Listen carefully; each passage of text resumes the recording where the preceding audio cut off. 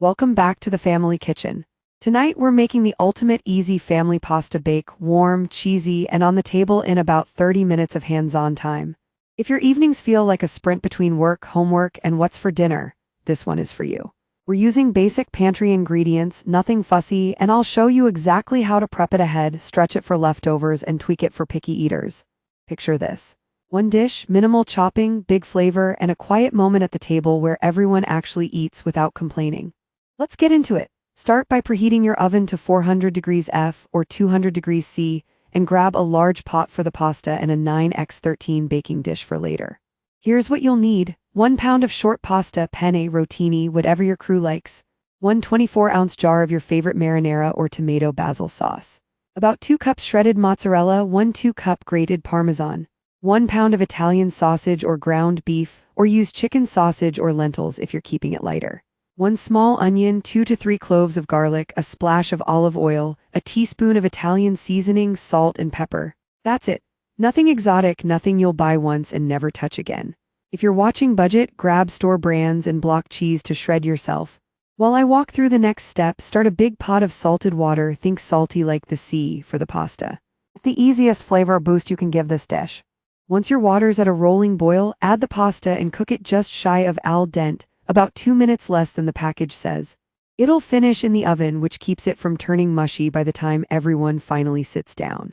This is also a perfect helper job. Ask one of the kids to pour in the pasta or set the timer.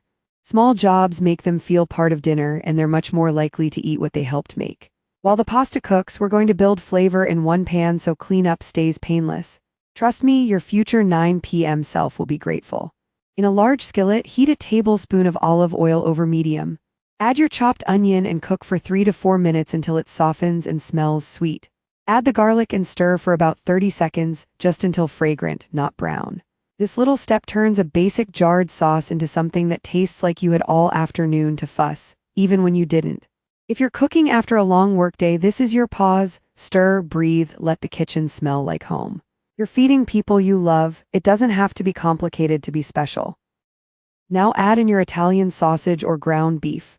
Break it up with a spoon and cook until nicely browned, 6 to 8 minutes depending on your stove. Season with a pinch of salt, pepper, and that teaspoon of Italian seasoning. If you're using a leaner option like turkey or lentils, add an extra drizzle of olive oil so it doesn't dry out. As this browns, this is where your kitchen starts smelling like those big Sunday dinners many of us grew up with, only this version fits between soccer practice and emails. When the meat's done, drain any excess fat if needed. We're building comfort without that heavy, greasy feeling. Pour in your jar of marinara and stir it right into the brown meat mixture. Let it simmer on low for 2 to 3 minutes just to marry the flavors. If your sauce is very thick, splash in a 1/4 cup of the hot pasta water to loosen it, which also helps it cling to the pasta later. Meanwhile, drain your pasta when it's just under al dente. No rinsing, we want that starch to help the sauce hug every piece. This is your base, simple, hearty, and ready to be turned into the kind of pasta bake the kids will ask for by name, and the grown-ups will secretly look forward to just as much. Transfer your drained pasta to a big bowl or straight back into the empty pot. Pour the meat sauce over and toss until everything is coated. Now stir in about half of your mozzarella and half of your Parmesan. This creates those melty pockets everyone secretly digs for. If you've got extra vegetables hanging around, spinach, chopped peppers, leftover roasted veggies, this is the moment to fold them in. Hide them in plain sight. No speeches, no negotiations, just color and nutrients blended into the comfort. The texture should be saucy but not soupy. If it looks dry, add a spoonful or 2 of water or sauce. We're heading to the casserole dish next. Lightly grease your 9x13 baking dish with a touch of olive oil or cooking spray. Pour in the pasta mixture and spread it evenly from corner to corner. This is where you can think ahead. If you know tomorrow is going to be chaos, stop right here, cover it, and pop it in the fridge for up to 24 hours. Tomorrow night, you're the hero who magically has dinner ready in 25 minutes. For busy parents, this kind of simple prep is gold. One calm pocket of time buys you peace on a hectic evening. But if you're baking now, we're about to add the best part, the cheesy top. Sprinkle the remaining mozzarella evenly over the top, then dust with the rest of the Parmesan. If you like a little color, add a pinch of dried oregano or parsley for that restaurant look.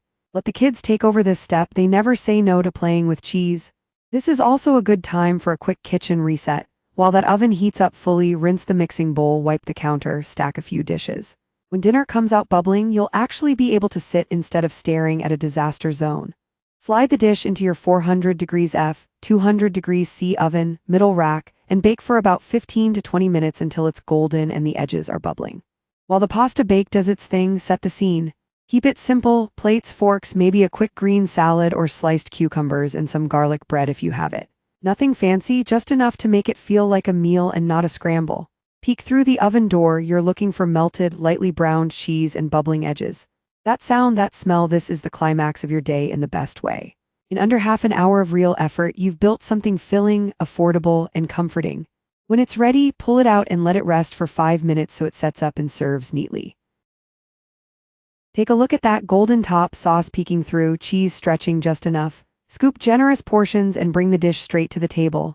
Let everyone serve themselves. It turns dinner into a little moment instead of a transaction. Ask each person one low-pressure question: best part of your day, something funny that happened at work or school. This kind of simple, repeatable meal is what makes those conversations possible.